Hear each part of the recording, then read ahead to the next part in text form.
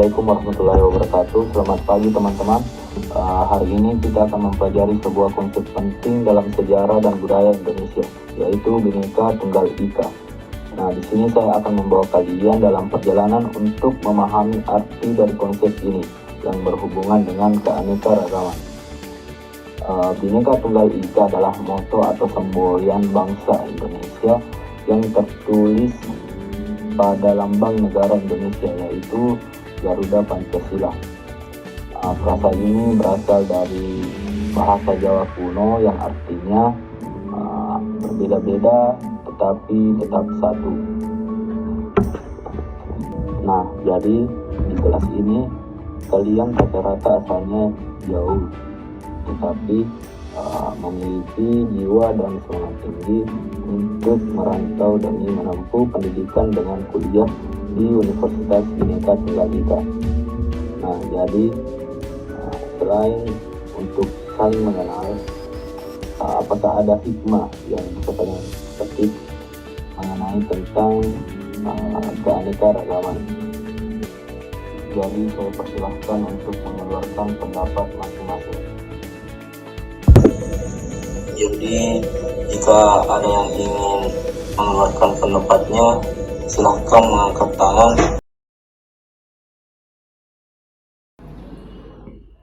Saya Pak ingin menambahkan. Kalau saya Pak, terkait pendapat yang lain, saya rasa cukup bagus, namun hanya ada sedikit tambahan hikmah yang dapat kita petik, yaitu peningkatan keterampilan adaptasi, merantau dan hidup di lingkungan baru membutuhkan kemampuan adaptasi yang tinggi, Pak. Nah, ini mahasiswa yang melalui pengalaman ini akan mengasah keterampilannya, adaptasi mereka secara signifikan. Kemampuan ini dapat menjadi aset berharga, Pak, di mana dalam kehidupan pribadi ini dan profesional mereka di masa depan, karena mereka akan terbiasa beradaptasi dengan perubahan dan menghadapi tantangan dengan kepercayaan diri. Mungkin itu saja Pak dari saya. Saya Pak. Baik, terima kasih atas kesempatan yang diberikan. Menurut saya pemahaman yang lebih luas tentang Indonesia. Nah, melalui pengalaman merantau, mahasiswa akan terlibat secara langsung dengan berbagai aspek budaya, sejarah, dan masyarakat Indonesia. Ini akan membantu mereka memperdalam pemahaman mereka tentang keragaman yang ada di negara ini dan meningkatkan keterhubungan mereka dengan berbagai wilayah dan kelompok di masyarakat Indonesia. Sekian. Baik, jadi semuanya sangat baik. Jadi di sini saya akan memberikan tugas kelompok mengenai tentang wisata Indonesia beserta adatnya. Baik Pak. Jadi mungkin cukup sekian untuk hari ini. Sekian, assalamualaikum warahmatullahi wabarakatuh. Waalaikumsalam warahmatullahi wabarakatuh. Terima kasih Pak. Terima kasih Pak.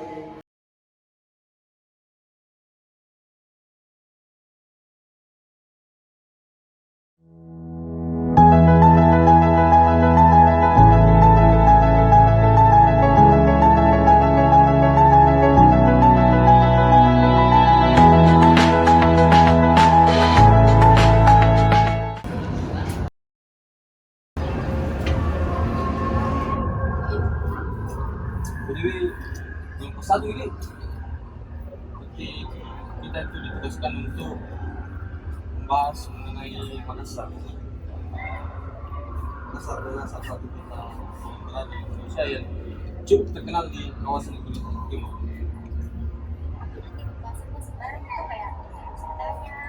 Iya, bisa. Kalau mengenai Makassar seperti ini Makassar, lautan di luar. Bagaimana pendapatmu tentang Makassar? Oke.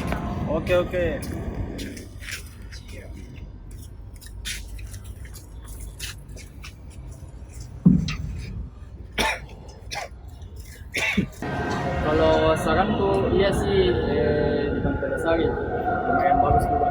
Iya, banyak juga di situ kayak makanannya kayak pisang pepe, makanan-makanan khas dari Makassar. Sari ya, iya, karena dia salah satu ikon juga di Kota Makassar. Di sana itu juga terdapat banyak patung-patung sejarah tentang Makassar, dan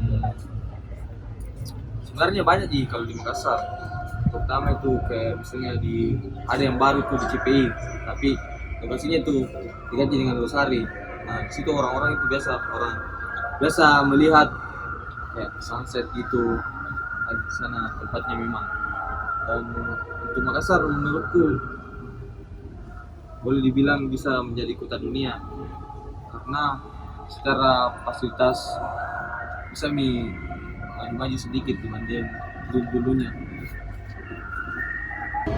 Terus kalau menurut kalian ada nggak sih tempat kayak situs budaya gitu yang ada di Makassar yang recommended untuk dikunjungi? Kalau dari saya sih ada di Toraja, itu lumayan jauh dari Makassar, tapi situs budayanya sangat bagus sekali. Di Wangian ini juga bisa ada itu di Benteng Tendang. Itu Benteng Tendang diambil dari nama penjajahan zaman Belanda kuno dulu. Nah, situ di Benteng itu termasuk banyak kayak tempat-tempat adatnya. Ada juga di sana artinya kayak ruangan untuk adat istiadatnya Makassar, contoh kayak ada semisal seperti museum gitu. Di sana tuh banyak sekali tempat-tempat yang bisa menjadi spot untuk kunjung, baik untuk foto dan bisa mendokumentasikan di sana. Di Makassar itu juga terkenal dengan kata Sirna Pance. Nah, itu sebagai ikonnya Makassar karena Sirna Pance itu seperti kayak harga dirinya orang Makassar. Nah, makanya Makassar itu bisa dibilang lumayan keras juga orangnya di sini, dan memang begitu sering dikagumi ketika orang-orang Makassar minta kartu Jawa atau yang luar Makassar. Dan untuk pusakanya itu ada namanya Badi. Itu Badi adalah salah satu pusaka tradisional yang sampai sekarang masih dibudidayakan. Sebanyak yang memakai, bahkan bukan hanya orang tua, tapi kalangan anak muda juga banyak yang menggunakan itu. Banyak juga ya tempat wisata dan budaya di Makassar. Gimana kalau kita kunjungi satu persatu tempat-tempat yang satu tadi? Boleh Ji, pertama tuh yang paling dekat nih di CPI. Boleh, Losari. Terus ke Benteng juga boleh karena juga dekat Ji. Gimana kalau besok? Bisa. Jadi kesimpulannya itu untuk tugas kita di kelompok satu itu bagaimana masukkan tentang bahasa-bahasa di Makassar, apakah itu ada istiadatnya ataukah misal tempat wisata-wisata yang ada di Makassar. Nah, tugasnya itu dikumpul, terus bilang bapak kemarin itu langsung saja dikirim filenya, jadi kita tidak usah presentasikan. Mungkin itu saja pembahasan kali ini. Kalau begitu kita akhiri saja. Assalamualaikum warahmatullahi wabarakatuh.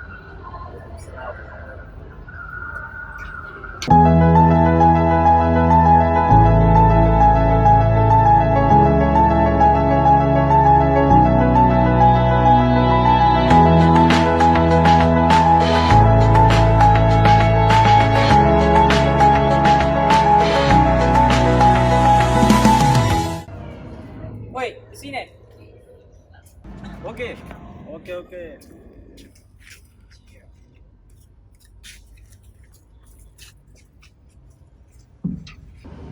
Jadi kan ini tugas yang dikasih sama Bapak tentang membahas tentang wisata yang ada di Indonesia. Jadi mungkin di antara kalian ada yang tahu tentang wisata yang ada di Indonesia dan wisata adat Minang. Kalau Kalau aku mah di Bandung cuman taunya Tangkuban Perahu aja. Kalau saya yang ku tahu itu wisata yang ada di Bulukumba itu Bira. Kalau saya wisata yang saya tahu di daerahku ada air terjun Dadendring. Di mana dia Nung? Kalau di daerahku saya tuh Puncak Lima Jari sama Gua Mampu. Kalau saya itu di daerah aku ada namanya Bungi Cipta. Bungi Cipta itu sumur yang sudah lama dan kini sudah direnovasi. Jadi di samping sumur itu ada kolam renang yang bisa ditempati oleh masyarakat sekitar.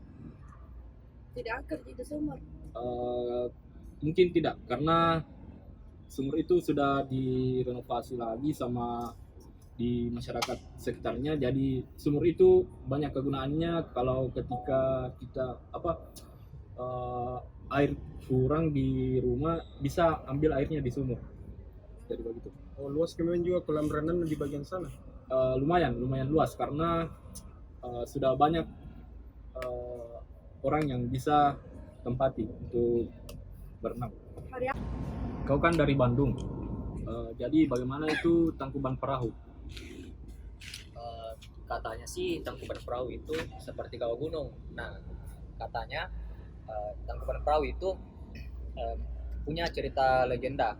Jadi pada awalnya itu seorang pemuda yang bernama Sangkuriang ingin menikahi seorang wanita Dayang Sumbi yang cantik. Nah, kemudian mereka saling jatuh cinta. Tetapi setelah menemukan bekas luka di kepala Sangkuriang, Dayang Sumbi mengetahui ternyata Sangkuriang adalah anaknya. Katanya sih begitu teh cerita legendanya. Kalau boleh tahu teh daerah kalian adatnya apa saja? Kalau di daerah itu ada adat istiadat yang tentang segajang dan lipak. Jadi semisal ada permasalahan tapi tidak ada jalan keluarnya, maka dilakukan secara jantan dengan melakukan segajang dan lipak pakai semacam pisau atau kawali dalam satu sarung seperti itu. Begitu kan di Bone? Kalau yang ku tahu tuh ada juga tarian mak giring atau mak bisu yang untuk persembahan orang bisu biasanya. Jadi mungkin itu pembahasan yang tadi kita sampaikan mungkin bisa dimasukkan di laporan. Bagaimana saudara Asni bisa bekerja? Jadi mungkin kalau ada kesempatan atau waktu yang luang, mungkin kita bisa pergi ke tempatnya Mas Halil, bisa ke Bone juga, ada saudara Sulfira sama Asmi, bisa ke di Makassar, Bulukumba, bisa juga di tempat saya, Sidrap. Jadi mungkin itu pembahasan kita.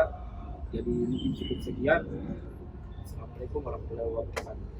Waalaikumsalam warahmatullahi wabarakatuh. Jangan lupa dikerjain.